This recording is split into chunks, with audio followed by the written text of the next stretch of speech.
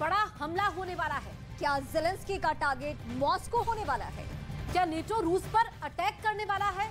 ऐसा दावा किया गया है कि यूक्रेन ने अपने हमलावर ड्रोन से रूस के एयरबेस पर एक बार नहीं 3 बार हमला किया।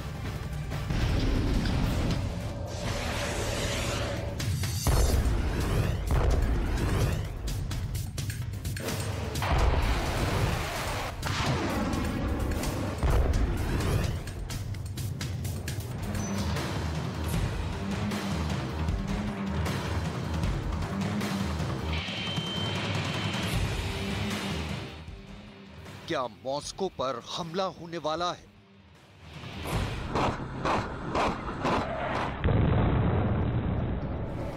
क्या क्रेमलिन टारगेट पर है?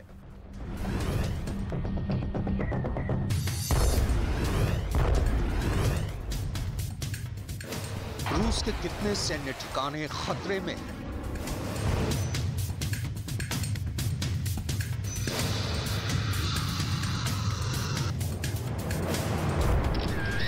रूस के न्यूक्लियर बॉम्बर पर क्यों खतरा मंडरा रहा है?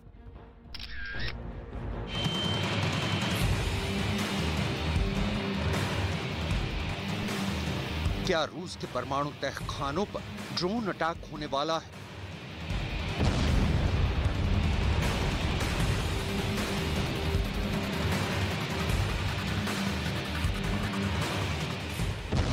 यूक्रेन के शहरों के साथ साथ क्या अब रूस के सैन्य अड्डों पर ऐसे ही बारूद की आग धधकने वाली है?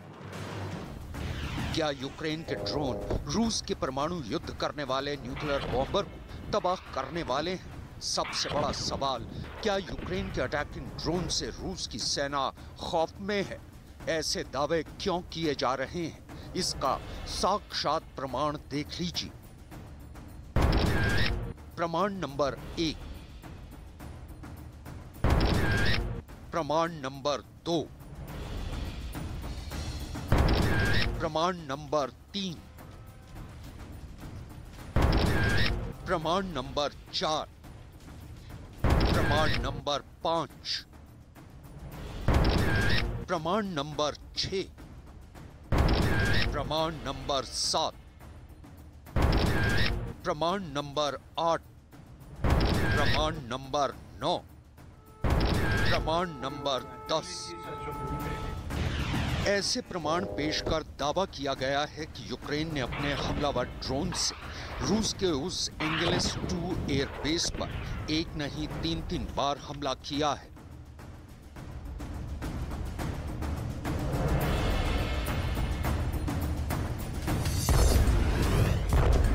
हमला नंबर 1,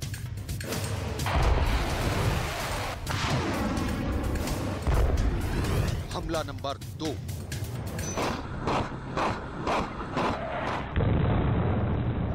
हमला नंबर 3। यूक्रेन के इन हमलों के प्रमाण के तौर पर रूस के एयर डिफेंस के सक्रिय होने के इस वीडियो को पेश किया गया है।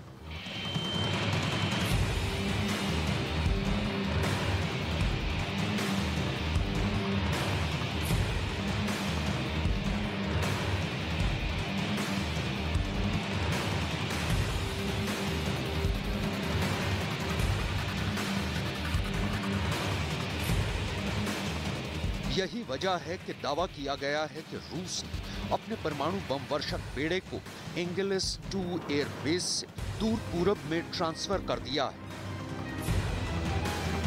रूस ने अपने परमाणु बम वर्षक बेड़े को एंगेलिस एयरबेस से सुदूर पूर्व में अमूर इलाके में मौजूद उक्रेनिका एयरबेस पर पहुंचा दिया है।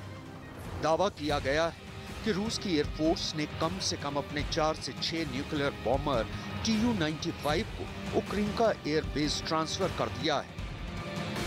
रूस का एंगेलिस एयरबेस यूक्रेन की राजधानी कीव से 1090 किलोमीटर दूर है। वहीं उक्रेनिका एयरबेस एंगेलिस से 7235 किलोमीटर दूर पूरब में स्थित है। एटम बम का नया एड्रेस प्रेसिडेंट पुतिन के डार्क सीक्रेट से कम नहीं है। दावा ये किया गया है कि पुतिन ने परमाणु बॉम्बर विमान यूक्रेन के पास वाले एयरबेस से हटाकर दूर किसी सीक्रेट अड्डे पर शिफ्ट कर दिया है। सवाल बहुत सारे हैं। पुतिन का डर भी है, पुतिन की चालाकी भी है। ये रिपोर्ट देखेंगे तो आपको पता चलेगा कि अब यूरोप से पुतिन का परमाणु बम कितनी दूर है।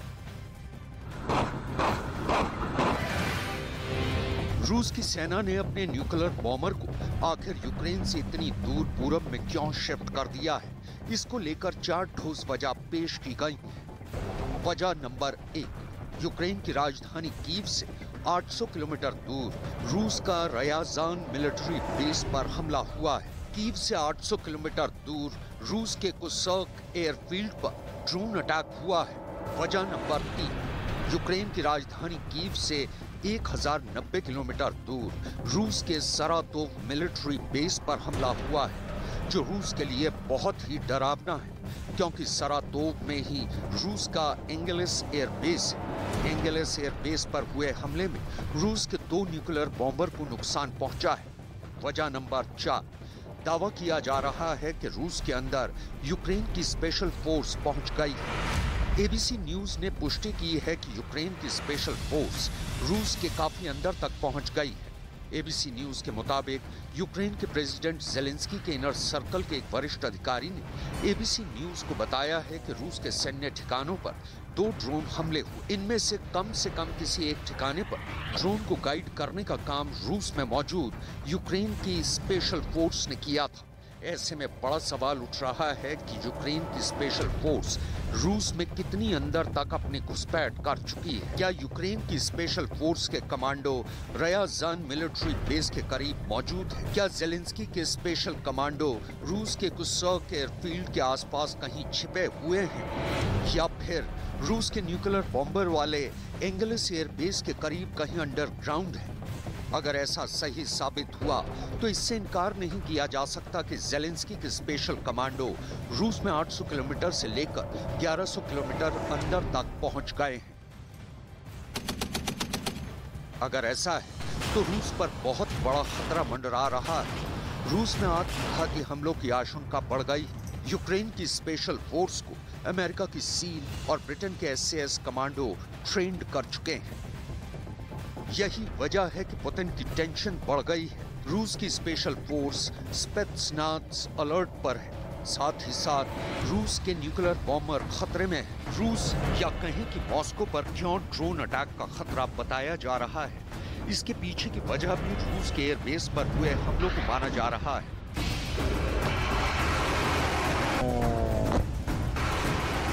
रूस का कहना है कि यूक्रेन के ड्रोन आए और उनके टारगेट पर था रयाजान और साथ में सरातोव। ये दोनों यूक्रेन या कहें कि कीव से इतने फासले पर है कि किसी को भी हैरत होगी कि आखिर जेलेंस्की के पास इतनी ताकत कहां से आ गई। सवाल है कि क्या यूक्रेन के पास ऐसी पावर है कि वो रूस में घुसकर हमला करे। दोनों जगह हमला करने के लिए ऐसे ड्रोन चाहिए जो 1000 किलोमीटर का सफर तय कर सके। रूस की एक न्यूज वेबसाइट रिडोवका की रिपोर्ट में चेतावनी कि अगर यूक्रेन से हमले हो रहे हैं तो मॉस्को पर भी हमला हो सकता है। इसके पीछे जो तर्क किया गया है उसके मुताबिक अगर रूस में हमला करने वाले ड्रोन यूक्रेन से आए तो सीधा मतलब है कि यूक्रेन के पास पहले से ही 1000 किलोमीटर तक हमला करने वाले ड्रोन हैं, जिसका मतलब है कि मॉस्को पर हमला हो सकता है, क्योंकि कीव से मॉस्को की दूरी करीब 862 किलोमीटर है। लेकिन रूस के रक्षा मंत्रालय ने दावा किया है कि यूक्रेन के ड्रोन रूस के एयर डिफेंस की चपेट में आ गए और जब मलबा जमीन पर गिरा तो रूस के न्यूक्लियर बॉम्बर चपेट में आ गए।